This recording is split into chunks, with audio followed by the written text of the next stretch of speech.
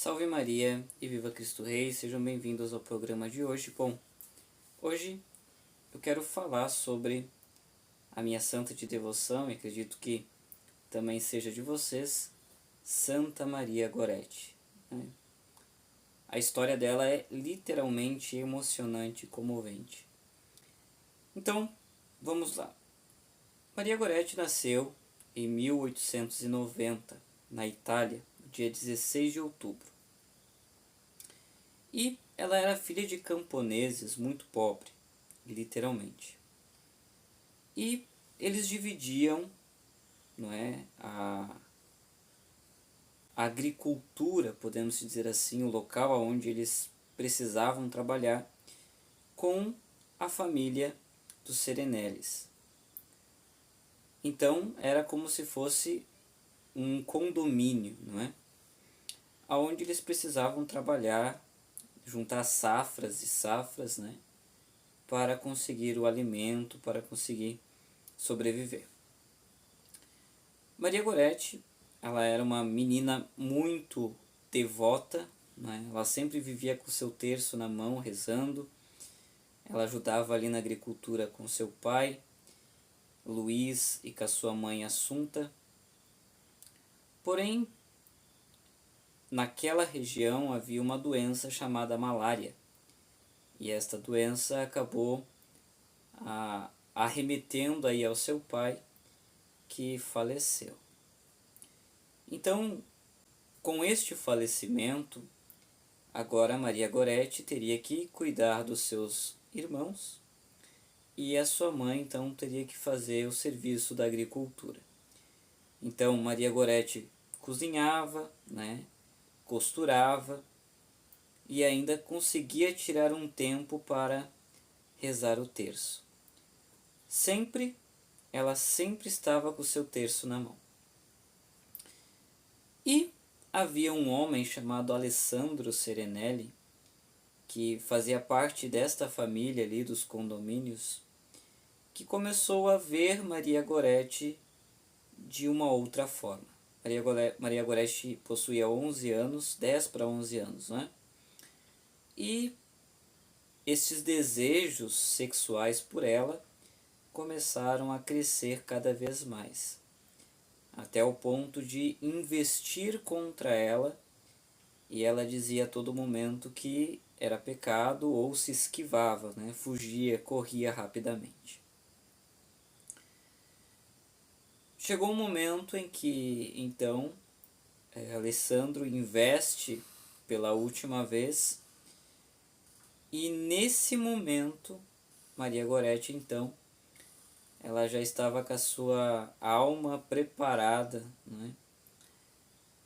Alessandro, então, após ser rejeitado por ela, ele pega uma espécie de chave pontiaguda e induz Maria Goretti a ter alguma relação com ele. E nesse momento ela se ajoelha e ela pede para que a Virgem Maria, né, desse forças a ela, e ela começa a rezar, e nesse momento ela já não responde mais nenhuma pergunta de Alessandro. Então Alessandro, com raiva de ser rejeitado por ela, desfere 14 golpes com este utensílio pontiagudo, o que ali ocasionaria o martírio de Santa Maria Goretti. Santa Maria Goretti, então, ferida, Assunta encontra ela, né, numa poça de sangue, porém consciente. Como Maria Goretti estava muito fraca, ela não poderia receber anestesia. Então os médicos fizeram toda a cirurgia, né, com ela consciente, e ela sentia absolutamente tudo. E as dores que ela estava sentindo, ela entregava aos pobres, né? E chega o momento em que Alessandro, então, ele é preso, e a todo momento na cadeia ele ele desfere acusações a Maria Goretti. Ele dizia que se Maria Goretti tivesse cedido, ele não teria feito o que ele fez. Enfim. Até que, olhando para o crucifixo da cadeia, ele começa a ter aí um sentimento de arrependimento. Ele chega até a cela ali, as grades da prisão, olha para o crucifixo e diz: Maria, me perdoe, porque se você me perdoar, eu sei que Jesus me perdoará também. Lembrando que Maria Goretti já fazia um bom tempo, aproximadamente 2 a 3 dias ainda que ela estava consciente e ainda o seu espírito Deus não havia recolhido. Mas nesse momento em que Alessandro pede perdão, Maria então ela acorda e ela diz: eu perdoo. O padre que estava fazendo a extrema-unção, teve uma parte que ele olha para o crucifixo e ele diz: e olhou para o ladrão e disse. E nisso ela interrompe o padre e disse: eu perdoo e quero comigo no paraíso. E ali, Santa Maria Goretti então entrega a sua alma a Deus. Lembrando que Santa Maria Goretti não operou milagres na sua vida, não deixou tratados, não deixou documentos, mas a fidelidade dela de não entregar a sua pureza, de não ofender a Deus, porque a todo momento ela dizia: Deus não quer, é pecado, você vai para o inferno, pare. Esta fidelidade de uma menina de 11 anos ocasionou o seu martírio. E assim que ela então perdoa o seu assassino, ela entrega a sua alma a Deus. Mas o que isso ocasionou? Agora, com a morte de Maria Goretti, Assunta teve que doar os seus filhos, porque ela não conseguiria cuidar do campo e ao mesmo tempo cuidar de casa. Então ela teve que doar os seus filhos. Ou seja, Alessandro destruiu completamente uma família.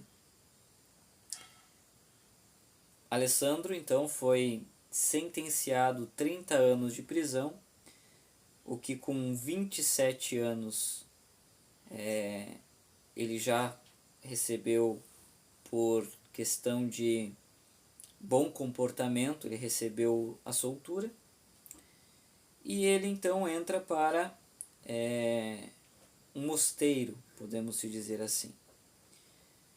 Só frisando, Maria Goretti então faleceu no dia 6 de julho de 1902. Com o perdão de Maria Goretti, e claro, também teve a questão de Maria Goretti aparecer em um sonho para Alessandro, colhendo 14 lírios, e esses lírios ela entregava a ele. Este sonho fez com que a alma de Alessandro fosse resgatada por Deus, porque esses 14 lírios que ela colhia no sonho representava as 14 apunhaladas que ele deu sobre o corpo de Maria. Então ali ele entendeu literalmente que aonde ele havia causado dor, na verdade agora o perdão ele havia recebido. Então ele foi para o Mosteiro dos Capuchinhos, né? E lá ele teve uma vida repleta de oração, de busca, de intimidade. E chegou o tão esperado momento dele encarar Assunta, né? Então ele vai até a casa de Assunta, bate na porta, Assunta abre a porta e ele pergunta: se lembra quem eu sou? E Assunta disse: sim, eu sei quem tu é, Alessandro. E Alessandro então olha para ela e diz: me perdoa? E Assunta disse: se a minha filha te perdoou, quem sou eu para não te perdoar? Naquele momento, Assunta então recebe Alessandro como seu filho. Olha a capacidade dos Goretti de perdoar. Na verdade já era uma família. Agora nós vemos que tem aquele ditado que a fruta não cai longe do pé, né? A capacidade de Assunta de perdoar um assassino da sua filha, alguém que destruiu completamente a sua família, ela perdoa e recebe ele como seu filho. Então ela foi canonizada em 1950 e foi a primeira vez em que uma mãe ela presencia a canonização da sua própria filha. Houve uma comoção gigantesca, muitas pessoas foram na canonização. Então, o que tirar dessa história, não é? Nós podemos tirar a pureza e a castidade. Por exemplo, em um mundo que relativiza, né, que o ato sexual não é pecado antes do casamento, né, nós podemos tirar dessa história que a pureza e a castidade é sinônimo, né, de amor a Deus. Esta pureza e castidade antes do casamento, claro que no casamento é abençoado por Deus, mas antes é sinônimo de amor a Deus e fidelidade. Coragem nós podemos tirar. Essa menina, ela foi corajosa. Corajosa. Ela entregou a sua vida para não desobedecer a Deus. E acredito que seja algo crucial aqui, o perdão. Muitos de nós queremos viver a santidade, muitos de nós dizemos que somos cristãos, porém, entretanto, todavia, nós, no quesito de amar ao próximo e perdoar, nós reprovamos.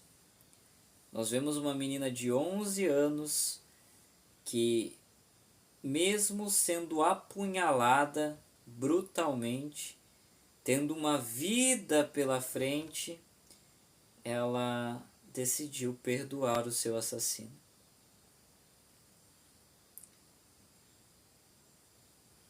E acredito que algo mais crucial ainda, ou no mesmo patamar, a questão da santidade.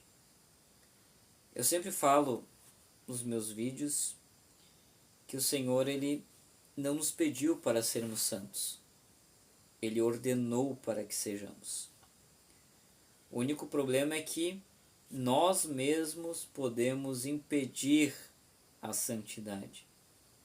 Quando nós não abandonamos aquele pecado de estimação, quando nós não abandonamos aquilo que de fato é uma interferência entre eu e Deus.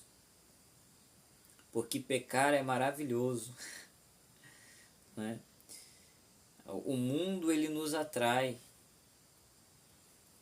Aquilo que o mundo relativiza e diz que é normal, nós que buscamos a santidade sabemos que não é normal.